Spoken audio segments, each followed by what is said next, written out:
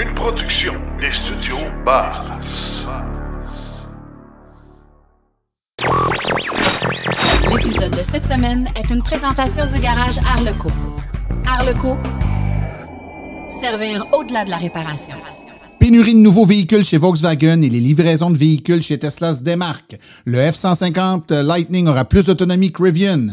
Aux États-Unis, pour le premier trimestre, des ventes records de véhicules électriques, surtout chez Tesla. Le circuit électrique annonce une nouvelle tarification pour les bornes niveau 2.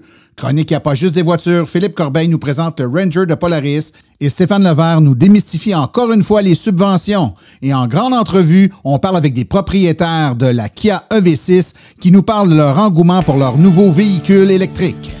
Dès qu'on la manipule les premières fois, ça te met tout de suite en confiance. C'est déjà mieux que ce que moi j'ai sur ma Tesla Model 3. Tout ça et bien plus encore dans le 126e épisode de Silence on roule.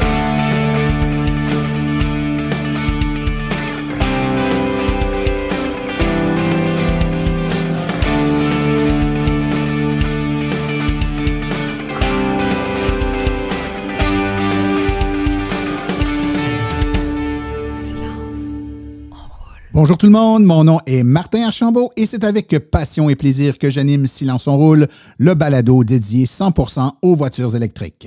Silence on roule est également le fier partenaire de l'Association des véhicules électriques du Québec.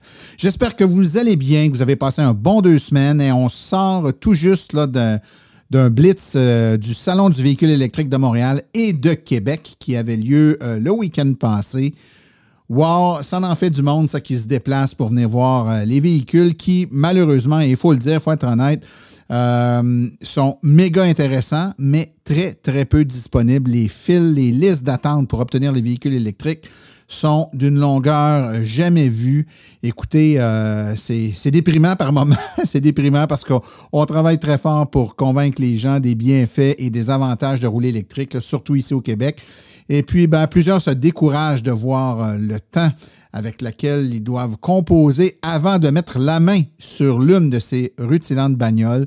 Je vous incite à être patient. Hein? Il faut faire preuve de patience, mais quand même, le jeu en vaut la chandelle et les gens qui réussissent à obtenir leur véhicule ne le regrettent pas en très grande majorité.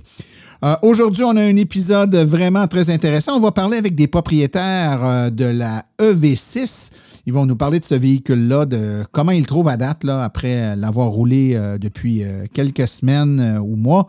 Donc, ça va être très intéressant. Je sais que c'est un véhicule qui est très prisé de la part des amateurs de véhicules électriques.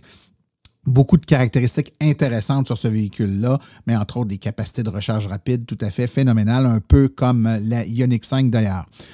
Je vous rappelle que si vous avez des questions à nous poser, que ce soit pour des invités qui s'en viennent ou tout simplement des questions que vous vous posez, vous voulez que je réponde à des questions, là, vous ne savez pas comment fonctionne quelque chose, vous voulez savoir comment vous y prendre pour un truc ou un autre, n'hésitez pas à les poser. Vous pouvez le faire en vous branchant simplement sur question.silenceonroule.com. Question.silenceonroule.com.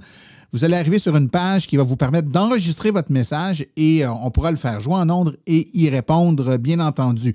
Donc, gênez-vous pas si vous avez des questions, posez-nous ça et puis on va y répondre avec grand plaisir. Maintenant, sans plus tarder, je vous propose qu'on aille écouter les actualités dans le monde de l'électromobilité. Vous voulez des produits qui permettront d'augmenter la valeur de revente de votre véhicule? Chez Précision PPF Vitres teintées, nous sommes à votre service depuis 2015. Nos maîtres installateurs sont tous certifiés et ont plus de 17 ans d'expérience dans le domaine. Nous offrons un service de qualité inégalé quant à la protection par pierre, les soins nanocéramiques ainsi que les vitres teintées. Notre pellicule par pierre ultra résistante est invisible et conservera l'intégrité de votre véhicule tout en prévenant la rouille et en protégeant la peinture contre les débris de la route. Notre traitement nanocéramique possède un puissant effet hydrofuge et il préserve l'éclat et la brillance de votre peinture pour en faciliter l'entretien.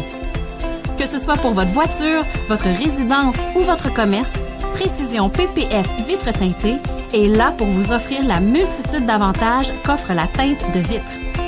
Venez nous rencontrer au 1970 boulevard des Laurentides à Laval. Appelez-nous au 450-490-4488 ou encore venez visiter notre page Facebook Précision PPF Vitres teintées. Nous comblerons vos exigences tout en vous offrant la qualité que vous recherchez.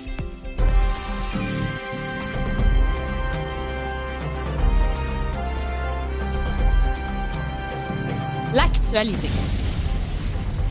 dans le monde des VE. Si vous souhaitez faire l'acquisition d'une voiture électrique en 2022, vous devrez peut-être regarder au-delà de Volkswagen.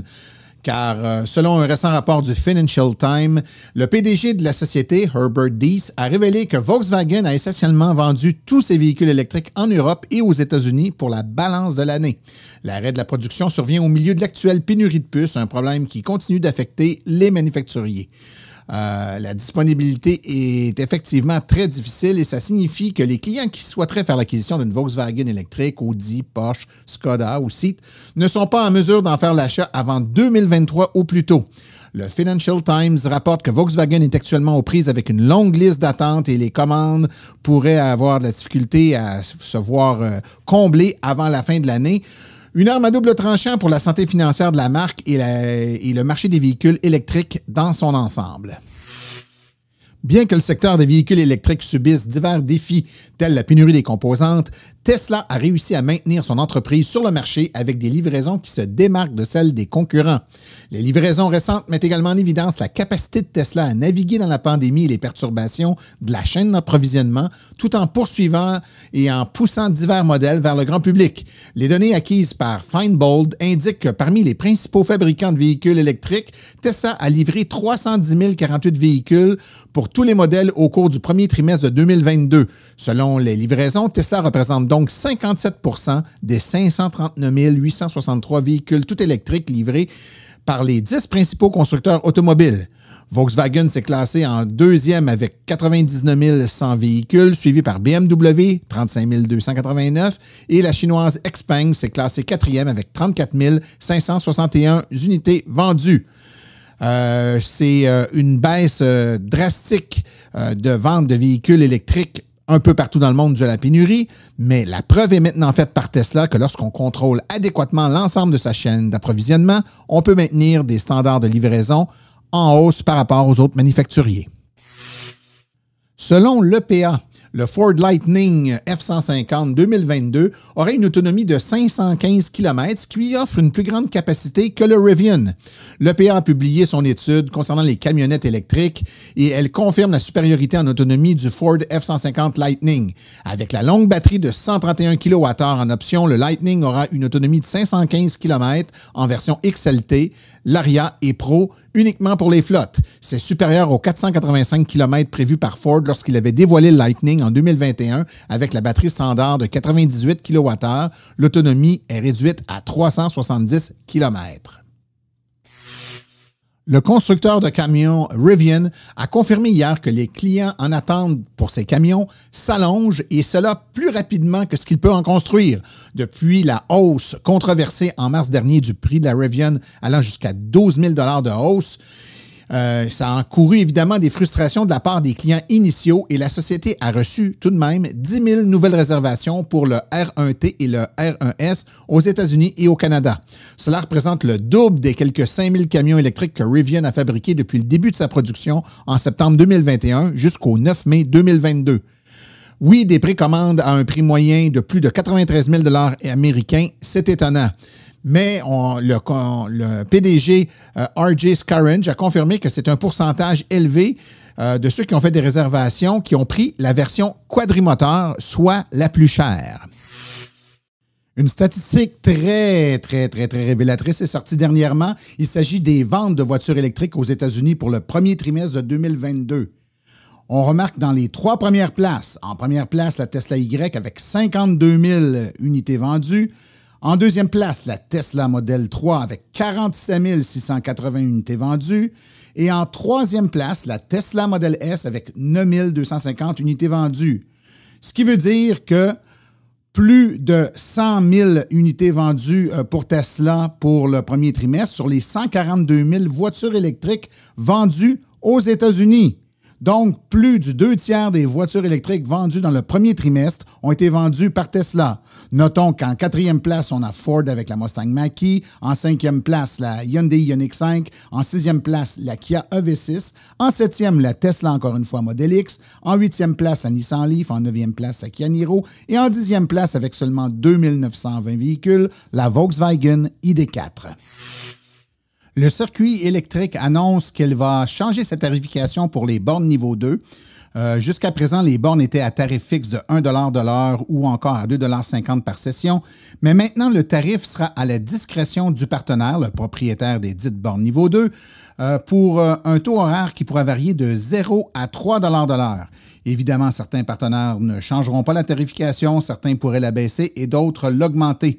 Ceci permettra, selon le circuit électrique, de permettre aux partenaires d'augmenter un peu leur marge bénéficiaire et ainsi rentabiliser le service qui, depuis le tout début, n'avait jamais eu d'augmentation de tarifs sur les bornes niveau 2.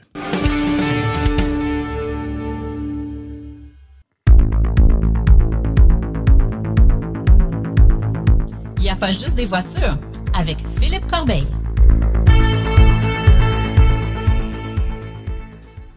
Cette semaine, je vous parle d'un véhicule tout-terrain côte-à-côte qui existe en version électrique, le Ranger de Polaris. Le Ranger est un côte-à-côte ou un side-by-side en anglais qui est principalement conçu pour le travail. Il est disponible en plusieurs configurations et motorisations, dont une version totalement électrique, le Ranger EV. La version électrique existe depuis presque 10 ans, mais pour 2022, Polaris revisite son modèle électrique grâce à son partenariat avec la compagnie de moto Zero Motorcycle, une entreprise de moto 100% électrique. Cette nouvelle version électrique s'appelle le Ranger XP Kinetic. Bien que les deux soient électriques, le EV et le Kinetic sont des véhicules assez différents du point de vue technique. La première grosse différence est au niveau du stockage de l'énergie, car le Ranger EV repose sur la bonne vieille technologie des batteries plomb-acide, alors qu'avec le Kinetic, on entre dans le monde moderne avec des batteries au lithium. Débutons donc avec le Ranger EV. Il s'agit d'un véhicule à 2 places muni d'une caisse de chargement de 32 pouces par 42 pouces et qui a une capacité de charge de 500 livres. Il peut aussi remorquer 1500 livres et sa puissance est de 30 chevaux, ce qui est environ l'équivalent d'un modèle 500cc à essence. L'autonomie annoncée par Polaris est d'environ 60 km. Le véhicule a une largeur de 58 pouces et fait 110 pouces de long par 73 pouces de haut. Sa garde au sol est de 10 pouces et son prix de départ est de 17 699 $, ce qui n'est pas si mal en comparaison au modèle à essence de 500cc qui a un prix de départ de 12 999 $. Pour le Kinetic, ce dernier est disponible en 2 configurations, soit le Premium qui a une batterie lithium-ion de 14,9 kWh et le Ultimate qui a une batterie de 29,8 kWh. Le Kinetic est un peu plus gros que le EV. Sa garde au sol est de 14 pouces, il fait 62,5 pouces de large par 120 pouces de long et 78 pouces de haut. Il possède un moteur d'une puissance de 110 chevaux avec 140 livres pieds de couple. Son moteur est donc plus puissant que son équivalent à essence de 1000 cc, qui n'a que 82 chevaux. Du côté des performances, il a une capacité de remorquage de 2500 livres et sa caisse peut recevoir une charge de 1250 livres. L'autonomie annoncée par Polaris est de 72 km pour le Premium et de 128 km pour le Ultimate. Au niveau de la recharge, les modèles Kinetic se rechargent sur le 120 ou le 240 volts au moyen d'une prise J1772. Le chargeur embarqué du modèle Premium est d'une puissance de 3 kW et il est de 6 kW sur le Ultimate. Une recharge complète prend donc 5 heures sur les 2 modèles. Pour les gens nécessitant une recharge plus rapide, il existe une option pour augmenter de 3 kW la recharge sur chaque modèle. La version Ultimate vient aussi avec l'écran de 7 pouces connecté au système Ride Command de Polaris. Du côté prix maintenant, la version premium a un prix de départ de 29 699 $, alors que la version Ultimate, elle, démarre à 36 199 $. À titre de comparaison, une version XP à essence de 1000 cc débute à 24 199 $. De plus, Polaris affirme que le Kinetic nécessite 70% moins d'entretien qu'un modèle à essence. Les modèles de Ranger électriques sont compatibles avec une variété d'accessoires Polaris pour personnaliser votre véhicule. Le modèle EV est actuellement en stock chez certains concessionnaires Polaris, alors que pour le modèle Kinetic, vous devrez absolument passer une commande qui devrait être livrée à l'automne. Il n'existe pas de rabais gouvernementaux pour ce type de véhicule à l'heure actuelle.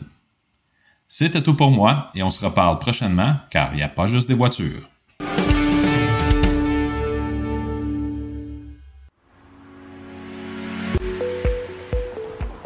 Ah ben la voisine, t'as acheté une voiture électrique? Ben oui, j'ai finalement fait le saut! Hey, je regrette pas une seconde! Moi, ce qui me retient, c'est de gérer recharge. Je connais rien là-dedans. Je suis même pas certain que mon entrée électrique est suffisante pour accepter une borne. Ah, mais j'étais comme toi, hein? Mais je me suis donné la vie facile. J'ai fait affaire avec Hydro-Solutions. Hydro-Solutions? C'est pas les réservoirs d'eau chaude, eux autres? Oui, mais c'est aussi des bornes de recharge, avec la même approche. Ils s'occupent de tout. Pour vrai, c'est aussi simple que ça.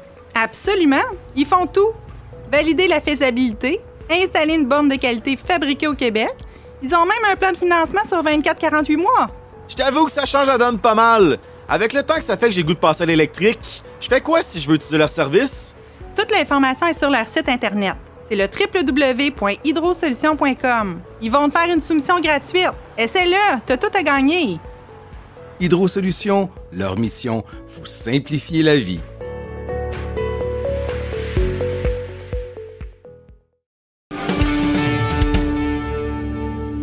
Alors aujourd'hui, on parle de la EV6, une voiture qui fait beaucoup jaser et ce depuis plusieurs mois avant même sa sortie, très attendue comme véhicule. Et on a la chance d'avoir avec nous plusieurs propriétaires de ce véhicule-là, ainsi que Stéphane Levert qui a eu la chance également de conduire la EV6.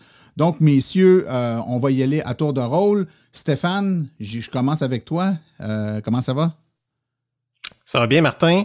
Bonjour les gars. Et Salut. Stéphane, Bonjour. toi, tu as eu la EV6 en prêt pendant combien de temps? Pendant une semaine, une semaine complète, donc du lundi au lundi suivant. Donc, j'ai été capable de me faire une bonne idée de la voiture. Là, fait qu'on va s'en parler après avec les gars. Excellent. On a également avec nous André Laurence, qui est connu pour son blog Évolution. Donc, bonjour André. Bonjour.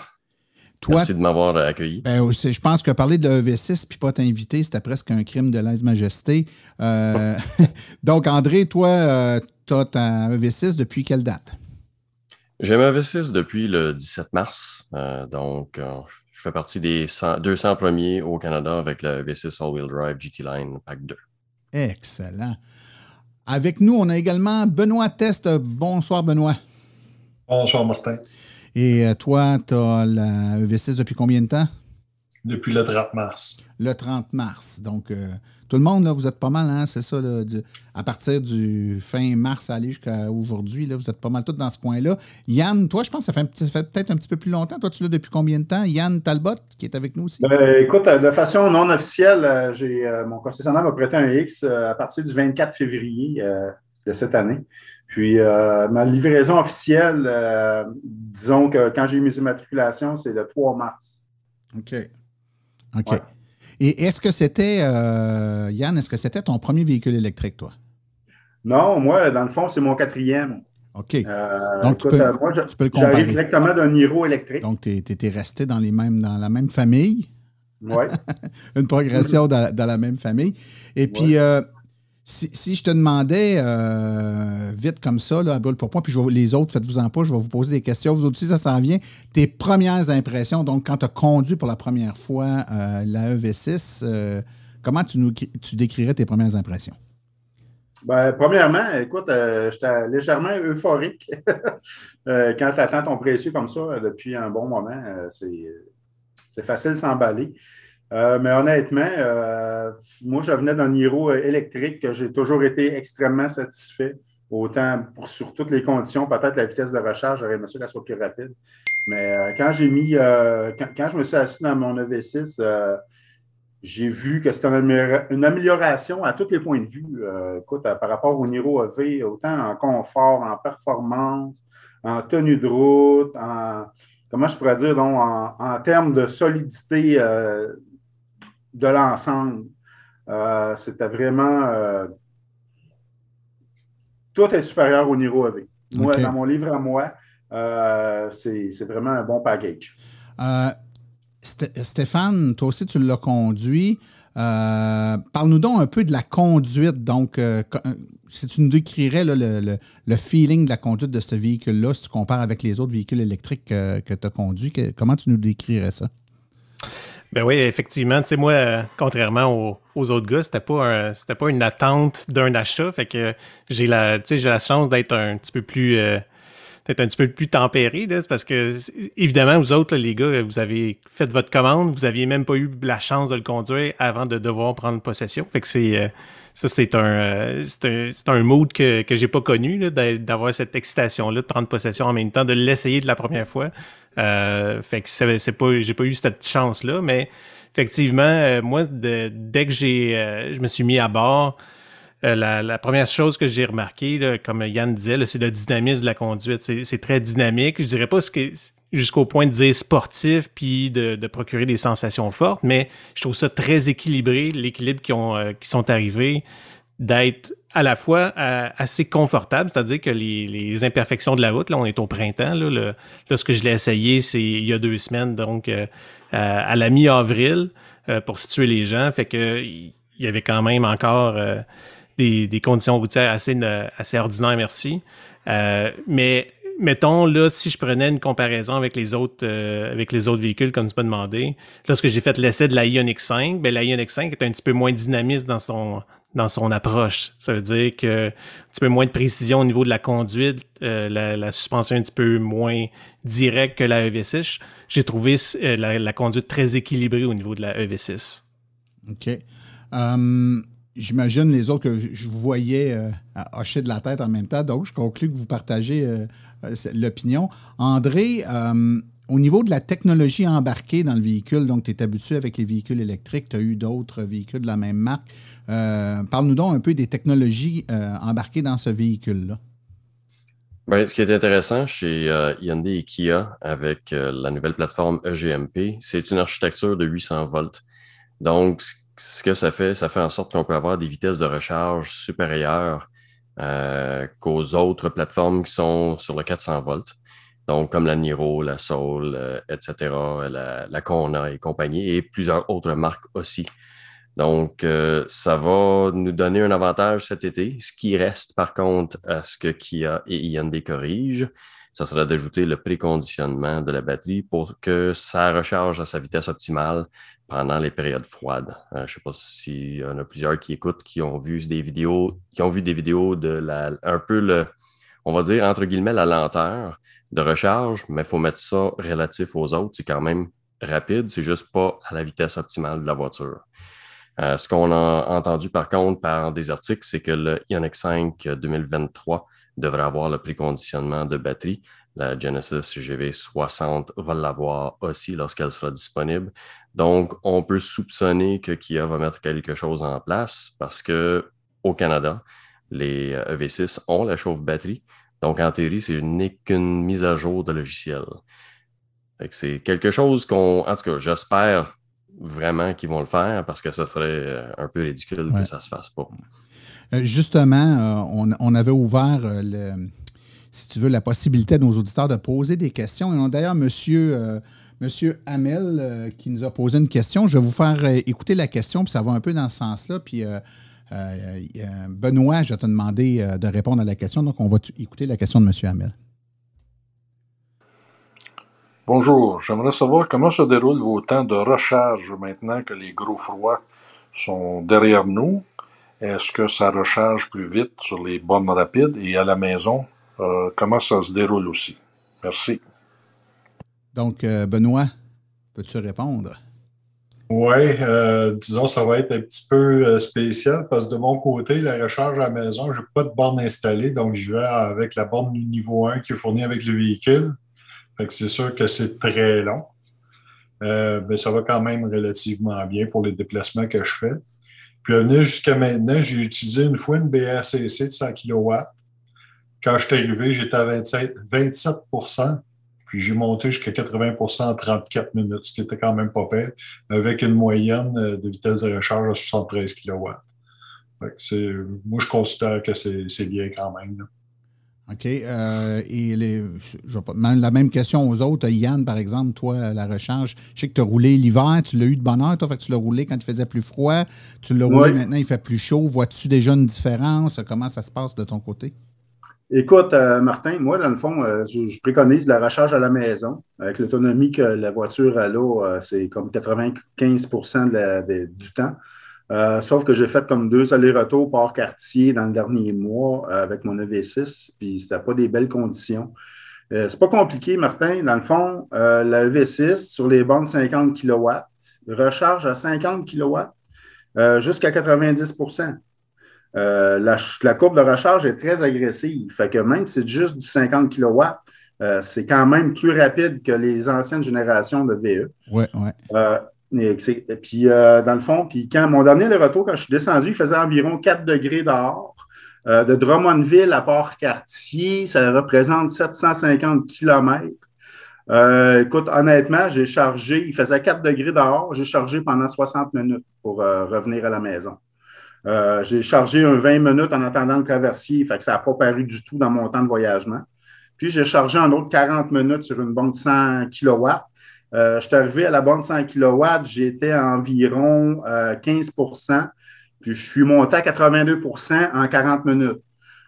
C'est quasiment une moyenne d'à peu près 86-87 kW tout le long de la recharge. Ouais, c'est très, très bon. Et on va crever un abcès qu'on était obligé de crever aussi avec la Ioniq. Je vais vous parler du fameux wiper, ou plutôt l'absence du fameux wiper. Il n'y en a pas de problème. C'est ça, tu sais. Le fait qu'il n'y en ait pas, pour certains, c'est un réel problème. Puis souvent, c'est ceux qui ont le problème avec le pod wiper, c'est ceux qui n'ont pas la voiture. Vous autres, vous avez la voiture, vous n'avez pas le dit wiper en arrière. Est-ce que ça vous crée des problèmes majeurs? Je vous voyais tous dire non en même temps. André, toi, tu n'as pas trop de problème avec ça? Absolument pas. Il y a zéro problème. Ce qui est important de savoir, c'est qu'il y a une grosse différence entre le design arrière de la V6 versus la Ioniq 5. La Ioniq 5, l'arrière de la voiture est conçu très vertical. Donc, ça fait en sorte que toute la turbulence du vent se ramasse sur l'arrière. C'est un vrai hatchback. Sur la EV6, l'angle de la vitre, le petit rebord du bas du hatchback, puis le rebord qui est comme un petit, en bon français, un spoiler qui fait partie de la lumière, qui fait le contour de l'arrière, fait en sorte que toute la turbulence reste derrière la voiture et non à la vitre. C'est un peu comme la Jaguar I-Pace, c'est comme, ça ressemble beaucoup à l'arrière, le design de la Tesla Model 3 aussi. Et c'est la raison pourquoi c'est pas un problème. Faut considérer l'arrière plus comme une berline très court qu'un hatchback. OK. Puis, quitte à crever des abcès, Stéphane, les poignées de porte encastrées, ça va bien? C'est comme la Ioniq, c'est comme la Tesla? Je sais que toi, tu conduis une Tesla au quotidien. Comment tu compares les poignées? Ah, écoute, les poignées, moi, je trouve le système génial.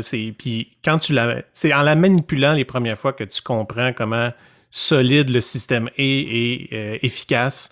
En toute honnêteté, j'ai pas eu des épisodes de verglas ou quoi que ce soit, mais dès qu'on la manipule les premières fois, ça te met tout de suite en confiance. Tu sais, c'est déjà mieux que ce que moi j'ai sur ma Tesla Model 3 parce que les poignées, en tout cas sur le GT Line Pack 2 que j'avais la chance de conduire, ils se présentent eux d'eux-mêmes lorsque tu t'approches du véhicule. Fait que ça, c'est ultra bien fait. Là. Fait que moi, j'ai aucune crainte là, que ça va être solide puis que ça va être fiable, même en hiver. Les autres, avez-vous le même feeling? Ben, moi, je vous dirais pour l'avoir vécu, parce que la première journée que j'ai eu le véhicule, il y a eu un petit épisode de verglas dans la nuit. C'est sûr qu'il n'y en avait pas une couche bien épaisse, là, mais le matin, en approchant le véhicule, là, les poignées de porte ont popé puis les morceaux de glace ont volé. Là. Vraiment, c'est quand même assez puissant. Là. pense qu'on va être surpris quand on va avoir des épisodes de verglas plus fort, intenses. ouais. Toi, Yann, de ton côté? Ouais. Pour ma part, j'ai eu un épisode de verglas aussi. Comme disait Benoît, aussitôt que tu débarres les portes, bang! Peu importe ce qui arrive, les poignées se rétractent, la glace a tout cassé. Mais par contre, je ne te cacherai pas qu'il est arrivé une fois où j'ai fermé les portes et qu'il y a une poignée qui n'a pas voulu fermer.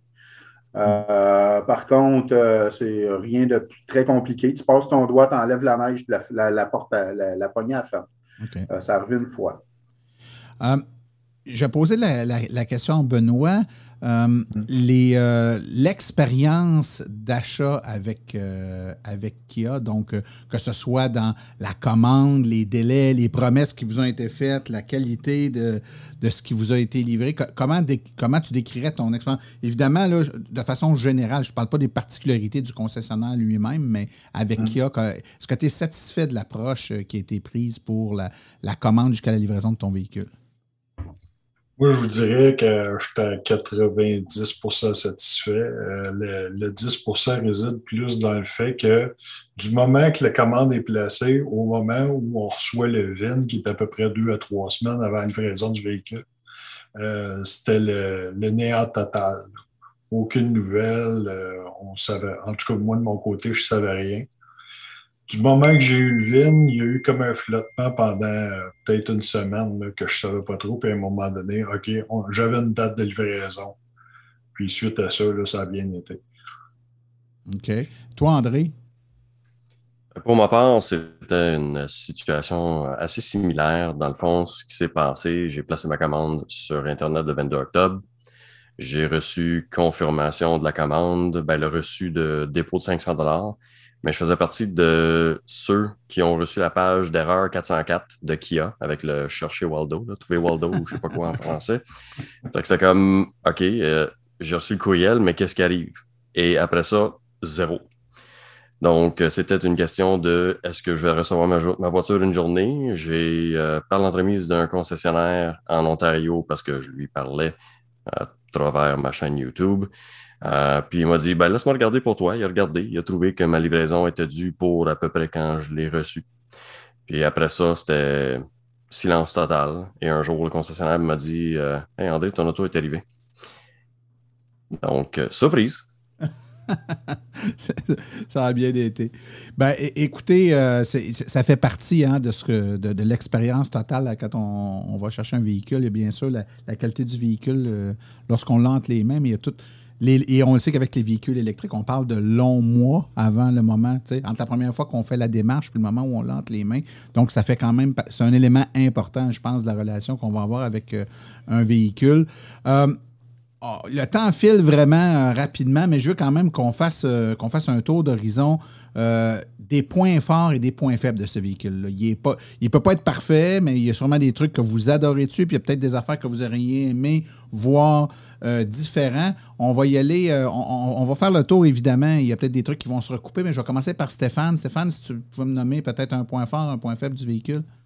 Oui, je vais essayer de les descendre en vrac puis d'en laisser à mes collègues sur l'appel là, pour pas trop voler des punchs, mais si je vais, mettons, grossièrement, là, le toit ouvrant, c'est une feature que j'ai trouvée super intéressante parce que la mode est plutôt au toit vitré fixe, mettons, là, qu'on pourrait dire, là, qui offre un panorama intéressant surtout pour les passagers arrière, je dirais, mais quand tu conduis le véhicule, quand tu es en avant, oui, il y a la luminosité qui rentre dans le véhicule, ça fait un habitacle très, très éclairé, mais le fait d'avoir le toit ouvrant, c'est pas une feature qu'on trouve dans beaucoup de véhicules électriques, surtout dans les nouvelles générations de véhicules électriques. Côté interface conviviale, je l'ai mis dans une section, mettons, plus ou moins, dans le sens que l'interface est très conviviale et très rapide, ça répond très rapidement. Mais, mettons, quand on compare, pour moi, l'interface que Tesla propose est beaucoup plus facile à utiliser, beaucoup plus direct, il y a moins de sous-menus, ces choses-là. Pour moi, le point faible que j'ai noté, puis c'est un peu mon côté peut-être geek là, qui dit ça, c'est le fait que Android Auto n'est pas offert sans fil. J'avais relevé la même chose lorsque j'avais testé la Ioniq 5. Pour moi, pour un véhicule encore là que Kia présente comme avancé technologiquement, puis effectivement, il y a beaucoup d'éléments qui pointent dans cette direction-là, puis qui étaient très attrayants pour les gens qui cherchent ce genre de véhicule. Ben, d'arriver avec un Android Auto et un Apple CarPlay qui n'est pas sans fil, je trouve que c'est encore un manque à ce niveau-là. Okay. Un des éléments que j'aurais aimé tester, mais que j'ai pas été capable de tester, puis j'ai hâte d'entendre les gars là, s'ils sont capables de donner du feedback, c'est au niveau de l'application mobile. C'est un autre côté technologique que moi, je trouve qu'en tout cas en 2022, acheter un véhicule électrique, ça fait partie de l'expérience, ça fait partie du package. Puis c'est souvent quelque chose qu'on parle pas trop, quand les journalistes automobiles testent des véhicules, c'est même pas des éléments qui amènent dans leur test. Fait que si les gars, vous êtes capables de partager votre expérience, je serais moi-même très intéressé d'en savoir. Ben, on va passer tout de suite le micro à Yann. Yann, de ton côté, peut-être si tu as joué avec l'application mobile, nous en parler puis nous donner au moins un point positif et un point négatif du véhicule. Écoute, point positif, c'est sûr que c'est subjectif, mais c'est le look inside out, hein, autant à l'intérieur qu'à l'extérieur. Puis le comportement routier qui est vraiment, que je trouve exceptionnel en termes de, je veux dire, c'est flexible en termes autant confortable que performant. Pour ce qui est de l'application mobile, que j'arrive d'un Niro EV, je ne sais pas si André peut confirmer avec moi, mais j'ai l'impression que l'application réagit pratiquement 50% plus vite qu'avec le Niro. Moi, c'est ce que je remarque actuellement. Quand je fais un démarrage à distance, ça prend une trentaine de secondes comparativement à peut-être une minute avant avec mon Niro. Les points négatifs que j'ai sur le véhicule, dans le sens que l'autonomie en été, il n'y a absolument aucun problème. Ça va aller pas mal plus loin que le Niro. Sauf qu'en hiver, j'ai trouvé que la lourdeur du véhicule, la largeur des pneus, tout ce que tu voudras, le moindre dérèglement climatique a quand même une bonne influence sur la consommation. Puis je trouve aussi que les composantes électroniques prennent beaucoup de pourcentage de batterie. J'ai l'impression que ça consomme pas mal, cette histoire-là, malgré une thermopompe très, très, très performante. Puis un autre point négatif que j'ai aussi, c'est l'absence de lumière dans le port de recharge. J'appréciais beaucoup avec mon Niro. C'est niaiseux, c'est une petite lumière, puis tout, mais ça peut faire toute une différence quand il fait noir. Oui, c'est très bon. André? Pour ma part, je confirme que l'application semble être plus rapide, mais la question devient, est-ce que c'est juste une question de timing versus trafic sur le serveur chez Kia? Mais effectivement, ça me semble plus rapide. Ce que je peux dire, par contre, comme point négatif, c'est que j'ai subi et je continue à subir le glitch ou le bug qui fait en sorte que l'air froid du souffle au lieu du chauffage lorsqu'on allume le chauffage à distance avec l'application ou par la cédule. Il y a une mise à jour chez Kia. Mon rendez-vous est cédulé pour le 11 ou le 12 mai de mémoire pour faire la mise à jour. Puis ça fait aussi une correction de la radio qui a un volume un peu trop bas et certains ajustements qui pourraient être un peu plus intéressant. Il semblerait que les deux choses sont corrigées avec ces mises à jour. Et Ian, il semble avoir dit oui. Donc, j'ai hâte de faire la mise à jour. Ça, c'est la première chose. Pour ce qui est de points négatifs, il y a quelques irritants, mais ce sont des détails. Dans l'ensemble de satisfaction de la voiture, je suis hyper satisfait. Il y a beaucoup d'améliorations versus la Niro EV.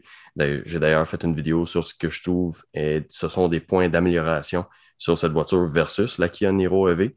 Mais ils ont gardé le plastique luisant noir piano black un peu partout. Je ne comprends pas l'insistance des fabricants de mettre de quoi qui est beau dans le showroom, mais aussitôt que tu respires dans la voiture, c'est graffiné plein d'empreintes de doigts ou etc. Fait que on va laisser ça sur ce point négatif. OK. Benoît, toi, de ton côté? Moi, le point positif que je trouve, c'est vraiment le confort et la tenue de route. C'est confortable, mais sans être mou. Quand on rentre d'une courbe avec ça, là, ça tient le chemin. Là. C'est pas mou comme les bateaux d'anciennement. Puis mon point négatif, c'est une pécatille, là, mais en même temps, c'est tellement gossant. C'est qu'il n'y a pas d'espace pour mettre les lunettes. que ce soit des lunettes de vision ou des lunettes, des lunettes soleil, là, il n'y a vraiment rien pour ça. Puis, en tout cas, moi, personnellement, c'est quelque chose qui me gosse, mais c'est une pécatique. Juste avant de vous quitter, messieurs, je viens d'avoir un flash, là. J'ai vu quand même plusieurs personnes qui m'ont parlé peut-être d'un manque d'espace à l'arrière quand le chauffeur est installé en avant, s'il est le moindrement grand, qu'il n'y aurait pas beaucoup de place pour... en fait, c'est que la façon dont on est assis, on a les genoux très relevés, puis c'est difficile de les rentrer sous le siège. Il y a quelques personnes qui m'ont parlé de ça. Vous m'en avez pas parlé. Est-ce que c'est quelque chose que vous avez vécu ou c'est... Tu sais, des fois, on entend des affaires, puis c'est exagéré un peu aussi, là. André, je t'ai vu réagir. Toi, tu n'as pas vécu ça? Ben, moi, je peux dire par expérience d'avoir fait au moins une centaine d'essais routiers pendant l'événement de voitures électriques, le salon de voitures électriques à Montréal. Je me suis assis en arrière moi-même et 2, j'ai eu plusieurs personnes qui ont amené d'autres mondes sur les essais routiers dans ma voiture. Et tout le monde assis en arrière sont amplement confortables. Et d'ailleurs, c'est un point positif que je relève dans une de mes vidéos, c'est que justement, tu as plus de support pour les cuisses versus la Niro EV. Donc, je trouve un peu étrange le commentaire. OK. Partagez-vous cette opinion-là, Stéphane, toi? Moi, je rejoins André là-dessus. Là, clairement, là, pour moi, c'est un des points positifs du véhicule, l'espace intérieur. Tu me disais d'y aller brièvement, mais ça faisait partie de mes points positifs. Puis c'est ça. Fait que moi, l'espace intérieur, le coffre arrière est peut-être un petit peu moins spacieux en comparaison avec sa cousine Hyundai Ioniq 5. Mais encore là, je trouve ça ultra spacieux. Puis un des points que j'avais remarqué par rapport justement au coffre pour conclure, c'est que il y a pas de... Il y a certains manufacturiers qui avaient introduit l'espèce de kick open, là, dans le sens que tu passais ton pied puis le coffre ouvrait. Ben avec, en tout cas, la version qu'on avait, la chance d'essayer de mon côté, le GT Line Pack 2, encore une fois, ben c'est que la voiture détecte que tu te présentes derrière la voiture et le coffre ouvre d'elle-même. Fait que l'espèce de fob, là, dans le fond, la clé intelligente qu'on porte sur soi, la voiture détecte que tu te présentes à l'arrière du véhicule et le coffre ouvre. Fait que ça, je trouvais ça pertinent de le souligner. C'est vraiment une feature que j'ai vraiment trouvé pratique. Évidemment, un défaut de la voiture, comme toutes les voitures électriques, c'est qu'actuellement, on est dans un moment où si on en veut une puis qu'on vous a excité en vous parlant de ça, vous allez mettre votre nom sur une liste d'attente et puis ça se calcule en années plutôt qu'en semaines ou en mois. C'est malheureux, mais c'est ça.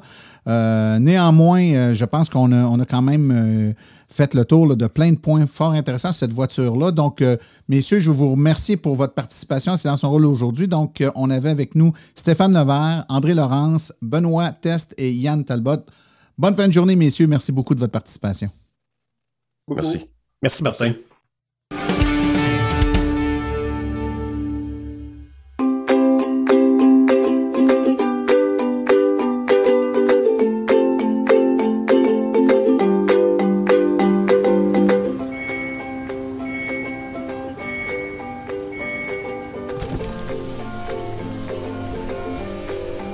C'est vrai que ça brise moins, mais il y a quand même un minimum d'entretien à faire sur nos voitures électriques.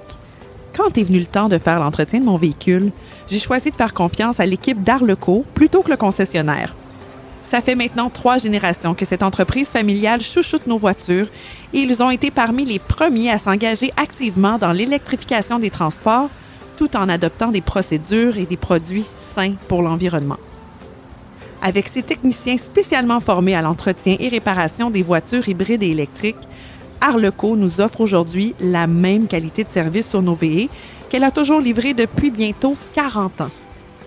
De plus, chez Arleco, j'obtiens 10 % de rabais sur la main-d'œuvre et les traitements anti-rouille avec ma carte membre hors de l'AVEC. Arleco Génération 3, 8470 Boulevard Parkway à Anjou. 514-352-1446 ou arleco.ca. Arleco, servir au-delà de la réparation.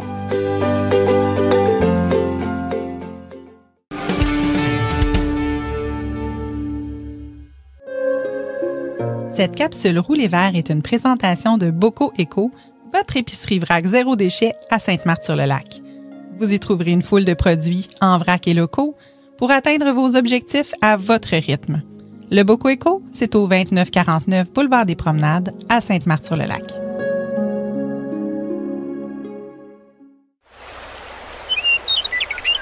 Roulez vert avec Stéphane Levert. Bonjour chers auditeurs, j'espère que ça va bien.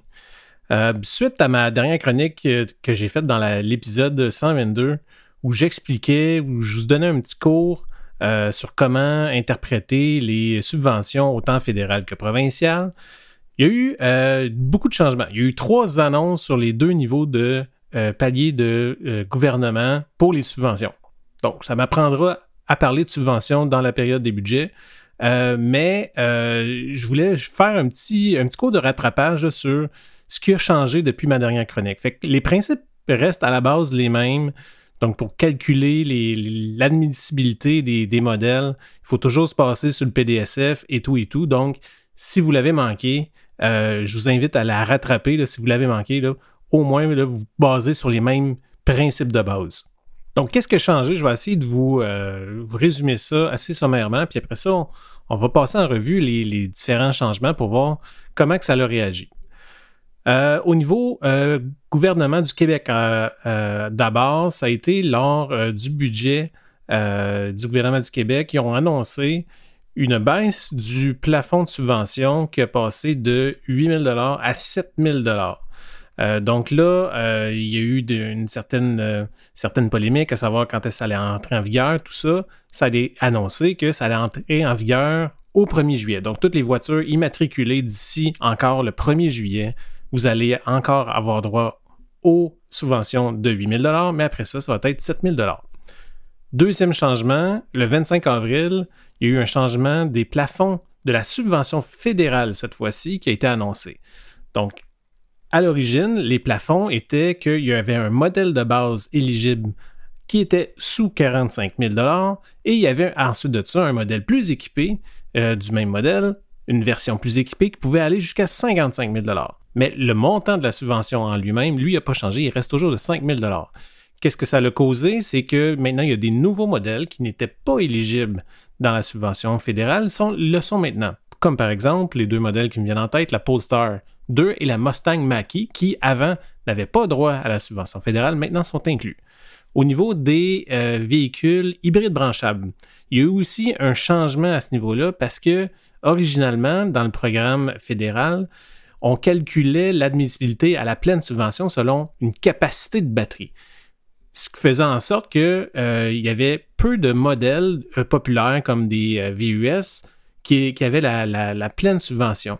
Ils ont changé ça et maintenant, c'est selon l'autonomie EPA 100% électrique du véhicule que la subvention va se baser. Donc, ça fait qu'il y a des nouveaux modèles qui avant n'étaient pas admissibles à la pleine subvention, qui le sont maintenant comme le Ford Escape PHEV, Hyundai Tucson et Santa Fe aussi PHEV, et Kia Sorento, PHEV évidemment aussi. Donc, ça l'a aidé à ajouter plus de modèles qui sont admissibles. Ça, les gens ils ont bien accueilli ça. Troisième volet de ce changement, de cette annonce-là qui a été faite au niveau fédéral, c'est un ajout d'une nouvelle braquette de plafond qui est pour les VUS, les camionnettes et les fourgonnettes. Donc là, au lieu d'être 55 à 65, c'est de 60 à 70. On va en reparler un petit peu plus tard. Troisième annonce qui a été faite tout récemment, c'est pendant le Salon du véhicule électrique de Québec, qui va avoir un changement aussi au niveau du plafond de la subvention provinciale cette fois-là, de 60 qui est actuellement à 65 000 $. Il n'y a pas encore de date officielle sur l'entrée en vigueur, mais sur le site de Transition énergétique Québec, c'est noté que cette modification sera appliquée rétroactivement aux véhicules immatriculés à partir du 1er avril 2022. Donc, il y a déjà des gens qui, actuellement, pourraient avoir une modification sur les véhicules qu'ils ont acquis. Donc, maintenant, quelles sont les répercussions que ces 3 annonces-là vont avoir sur le marché? Bien, évidemment, la première mesure n'a pas été super bien accueillie par la communauté. Une réduction d'une subvention, ça va un petit peu à l'encontre des objectifs qu'on se fixe d'avoir le plus possible de véhicules sur la route.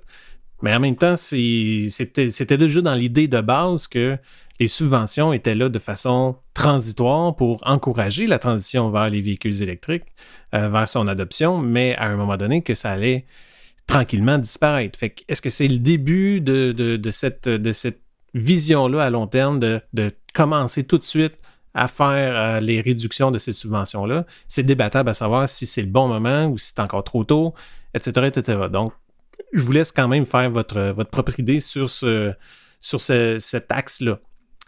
Un autre volet des changements qu'il y a eu, c'est l'introduction d'une nouvelle fourchette, comme je vous ai expliqué plus tôt, de VUS, de camionnettes et de fourgonnettes dans la subvention fédérale. Ce que j'ai à dire par rapport à ça, c'est que VUS, pour moi, j'ai toujours trouvé ça vague comme notion, comme segment de véhicule. C'est quoi un VUS? C'est-tu quelque chose que, à partir du moment qu'on a un Aion, alors à ce moment-là, une Bolt EV, une Bolt EUV, une Nissan Leaf, c'est un VUS?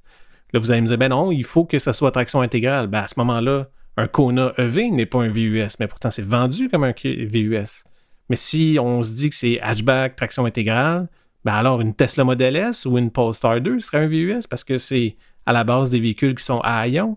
Donc, c'est plus le terme VUS qui, selon moi, est utilisé à tort et à travers plein de modèles qu'à un moment donné, il va peut-être falloir établir des critères plus clairs.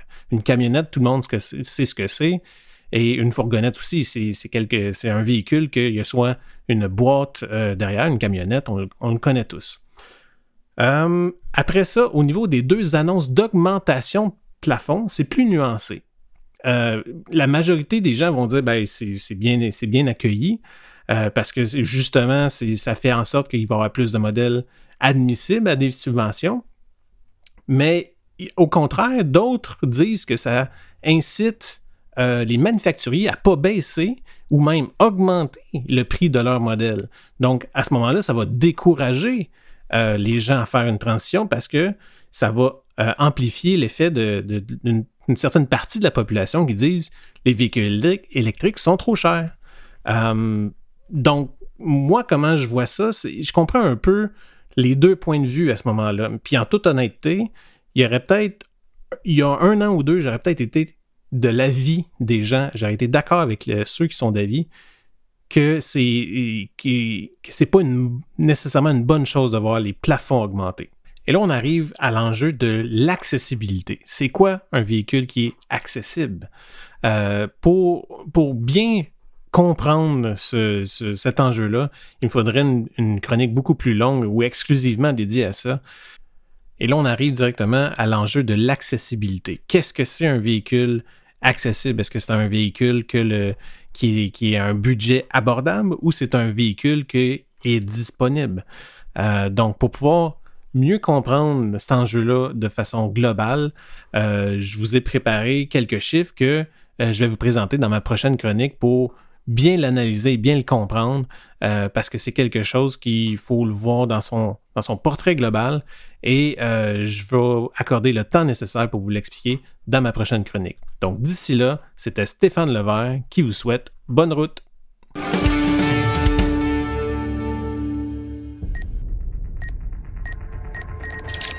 Comprendre son auto en 60 secondes, top chrono. Une question qui revient souvent est est-ce qu'il est possible que le standard pour les ports de recharge change avec le temps et que le port de recharge de mon véhicule devienne désuet, que j'ai de la difficulté à me recharger? Eh bien, sachez qu'en Amérique du Nord, il n'y a pas beaucoup d'options pour la recharge niveau 2. Vous avez la bonne vieille connexion J1772 qui est standard avec tous les véhicules nord-américains. Pour ce qui est de la recharge rapide, si on fait l'exception de Tesla, eh bien, il y a 2 standards. CHAdeMO, qui est en perte de vitesse, voire presque éteint, et le standard CCS présent sur tous les nouveaux véhicules. Les bornes de recharge rapide ont généralement les 2 ports, donc aucun problème. En ce qui a trait à Tesla, ils ont leur propre standard de port de recharge avec leurs bornes de recharge rapide qui sont dédiées pour ce véhicule.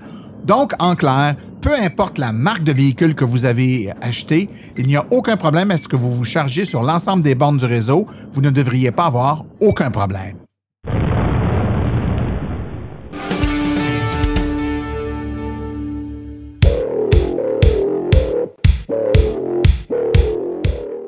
Vous œuvrez dans l'entretien de parc, la livraison de colis, le secteur industriel, les fermes ou le monde municipal? Vous utilisez des véhicules utilitaires à basse vitesse? Grâce à Cubex Équipement, vous avez accès au Max EV pour répondre à vos besoins.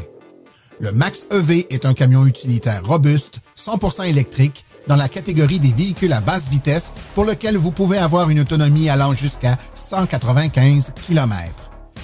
Les avantages d'un camion utilitaire électrique sont grands.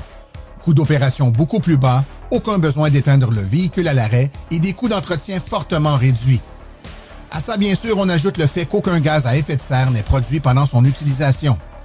Le véhicule est doté d'une transmission efficace, d'une suspension indépendante aux 4 roues et de freins à disque hydraulique. Il possède une vaste liste d'accessoires, dont le chauffage et la climatisation. Que vous le vouliez avec une boîte ouverte, une benne basculante, une boîte cargo ou muni d'un porte-échelle, Cubex Équipement saura vous fournir le modèle de Max EV qui vous convient et qui saura faciliter votre travail. Le Max EV est d'ailleurs éligible à la subvention du programme Éco-camionnage du ministère des Transports qui peut vous remettre un montant allant jusqu'à 12 500 $. Avec cette aide gouvernementale supplémentaire à l'achat, ainsi que les économies substantielles de carburant, vous économiserez ainsi pour les 10 prochaines années tout en participant à la transition énergétique du Québec. Pour plus de renseignements, visitez le www.cubexltee.com ou téléphonez au 1-800-GO-CUBEX.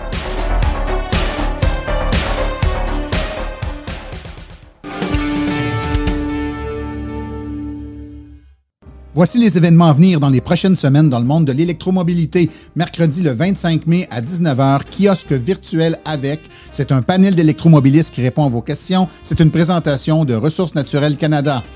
Une tournée du relais électrique samedi le 28 mai de 11h à 15h. Journée de la famille et de l'environnement à Oka. C'est à l'école des Pins, 25 rue des Pins à Oka. Kiosque d'information et essai routier. Une présentation de roulons électriques.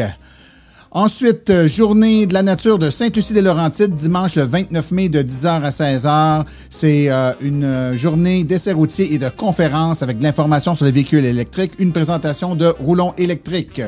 Et jeudi le 9 juin à 19h, un autre kiosque virtuel avec un panel d'électromobilistes, une présentation de Ressources naturelles Canada. Ceci conclut l'épisode d'aujourd'hui. Remerciements sincères à nos invités, c'est-à-dire Stéphane Levert, Philippe Corbeil, André Laurence, Yann Talbot et Benoît Test.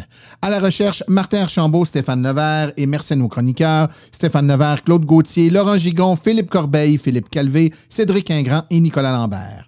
À la communication, Marie-Hélène Hamelin, thème musical, François Villot, Luc Poirier, Marie-France Falardeau, réalisation et production, les studios basses. Un merci tout spécial à Arleco, notre commanditaire principal, ainsi qu'aux autres annonceurs qui rendent l'émission possible, c'est-à-dire Hydrosolutions, Précision PPF Vitres teintées, la boutique Réserve Bière et Saveurs, Boco Éco, l'Association des véhicules électriques du Québec, ainsi que Cubex Équipement. La reproduction est permise, mais nous apprécierions en être avisés.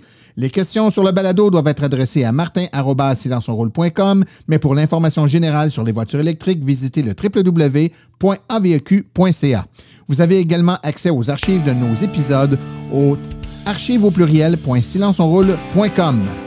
Mon nom est Martin Archambault et d'ici le prochain balado, j'espère que vous attraperez la piqûre et direz vous aussi, silence, on roule.